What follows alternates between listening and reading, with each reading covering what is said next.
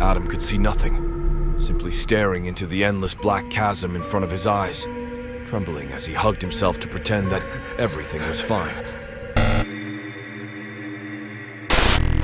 His head bludgeoned against the last step, and the inside of the chest torn open, revealing an empty cavity where organs were supposed to lay. He didn't want to play the midnight game at all. The game made to invoke the unnatural creature simply named the Midnightman.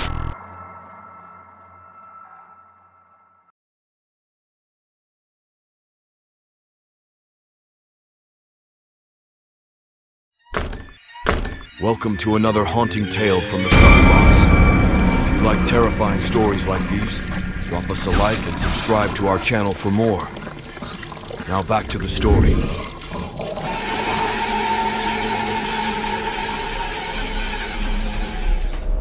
In the dark of the night, with the wind howling and battering at the windows like a madman, Adam found himself staring at his friends with horrified eyes.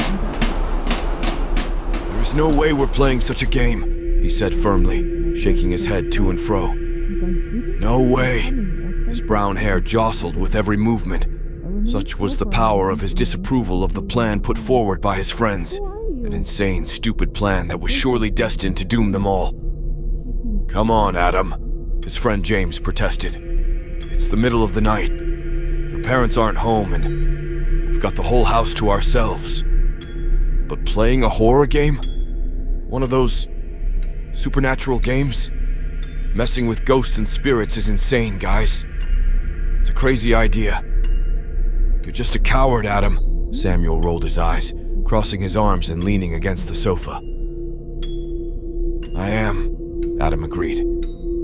"Being a coward means that playing this game is something I don't want to waste my time on."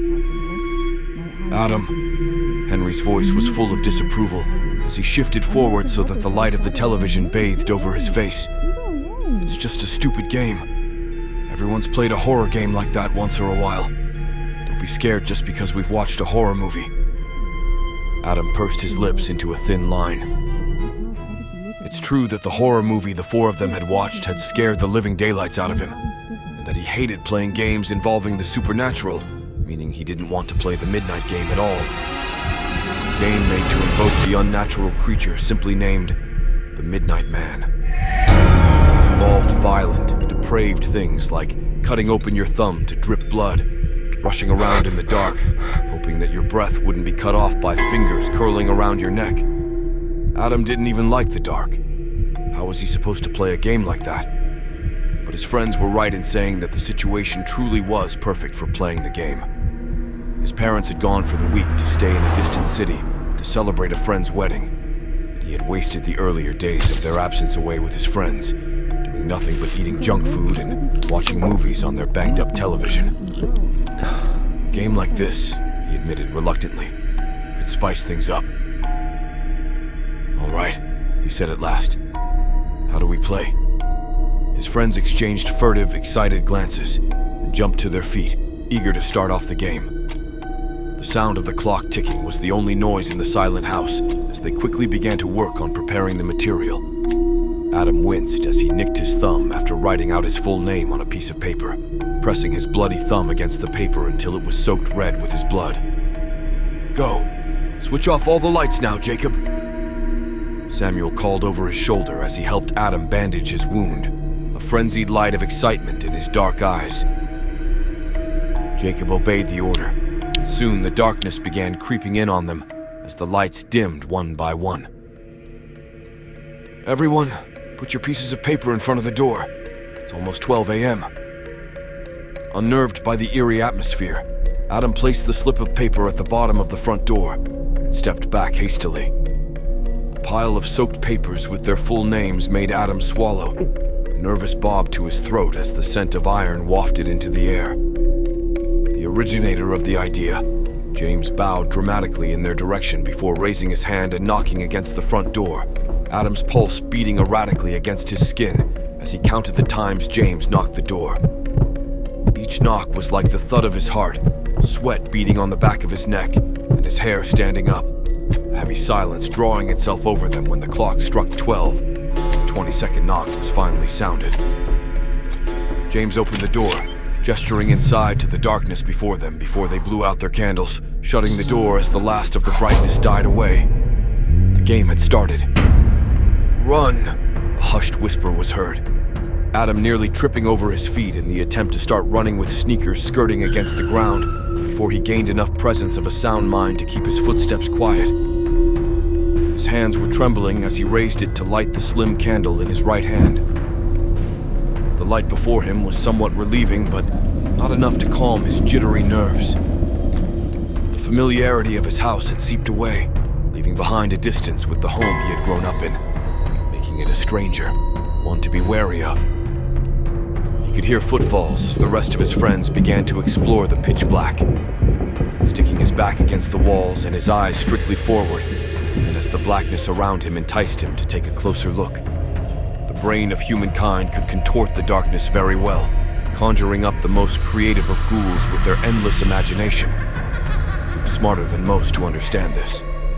The hands of the clock in the dining room were loud enough to strike whenever half an hour and then an hour passed, the flame of Adam's candle dancing in front of his gaze as he wandered around the house. There was a moment when the candle writhed violently as if it wanted to go out, but Adam cupped his hand around it hurriedly and the flame reined itself in. The brush of coldness felt during that one slight moment was enough to send his heart hurtling into his stomach. Adam was halfway towards his bedroom door, the place he had decided to seek refuge in, when the candle jumped, like something was trying to snatch it. His footfalls increased as he raced the rest of the way to the room, shutting the door behind him forcefully, one hand reaching into his pocket for the container of salt, beginning to draw a clumsy yet complete circle. He sat down in the midst of the circle of the salt with a great thump, eyes burning with the sensation of tears as the candle died. The murkiness rushed around him, hungering to embrace him as close as it could. Now all he could depend upon was the circle of salt. Time seemed to pass by like paint drying on the wall, the seconds turning into minutes and then hours. The drag of the darkness against his skin was sombering. Adam could see nothing, simply staring into the endless black chasm in front of his eyes, trembling as he hugged himself to pretend that everything was fine. The footsteps and muffled laughter he had heard earlier was all gone. Instead, Adam heard groans, once a petrifying scream that made him jerk up and then huff out, sure that it was one of his friends playing at a joke. The sound of something ripping, a fleshy noise that was punctuated by short bursts of tears. It was hard to pull apart whatever was being torn to shreds. Haunted him enough for Adam to close his eyes, hands sealing over his ears to prevent himself from hearing such things. It was a relief when the clock finally struck 3 times and 3 times more, signaling that it was 3:30. Adam waited not for the 3 minutes that were needed for the game to be over, but instead until the clock struck 4 times, 4 a.m., taking the security of the time to exit the circle of salt.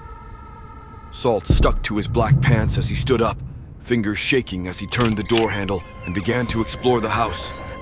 One hand clasping over his mouth, bile rushing up his throat when he stumbled across the staircase to see a body laying across the steps.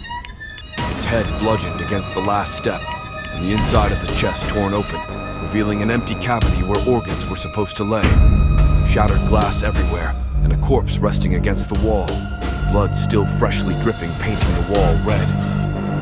Filled with dread and flooded with fear, he turned his head away from them, yet to be greeted with another horror. Sitting across the living room was yet another dead body, with gouged-out eye cavities peering at him with bones jutting out like broken ceramic, or pink yet bloody flesh. Jacob, Henry, and James. They had all fallen victim to the midnightman. Across the dining room, over the expensive carpet his mother had bought months ago, were organs neatly arranged, like a gift. Most damning of all was the message painted on the door, where Adam had sought refuge. Words carefully inked in blood, spelling out an ominous message. I will be back.